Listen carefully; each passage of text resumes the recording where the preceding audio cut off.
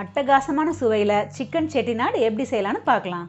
ஆயிலில் மிளகு, சோம்பு, ஜீரகம், முழு மல்லி, காஞ்ச மிளகாய், பட்டை, அன்னாசிப்பூ, கிராம்பு, கசகசா, முந்திரி பருப்பு, பொட்டுக்கடலை இதெல்லாம் சேர்த்து வறுத்து, கடைசியாக 1/4 மூடி துருவின தேங்காயும் சேர்த்து நல்லா வாசனை வர வரைக்கும் வறுத்து ஆறுனதும் மிக்சி ஜாரில் கொஞ்சம் கொரகொரப்பாக அரைச்சி வச்சுக்கலாம். கடலை எண்ணெயில் பட்டை, கிராம்பு, அன்னாசிப்பூ, ஏலக்காய், கல்பாசி, பிரிஞ்சி இலை, சோம்பு, காஞ்ச மிளகாய், கருவேப்பிலை, 10 சின்ன வெங்காயம், 3 பெரிய வெங்காயம், இஞ்சி பூண்டு பேஸ்ட், மஞ்சள் தூள், 3 தக்காளி, மிளகாய்த்தூள், மல்லித்தூள் 1 டேபிள் ஸ்பூன் சேர்த்து நல்லா வதக்கிக்கலாம். 3/4 கிலோ சிக்கனை சேர்த்து கிரேவிக்கு தேவையான உப்பையும் சேர்த்து 10 நிமிஷம் நல்லா வதக்கிக்கலாம்.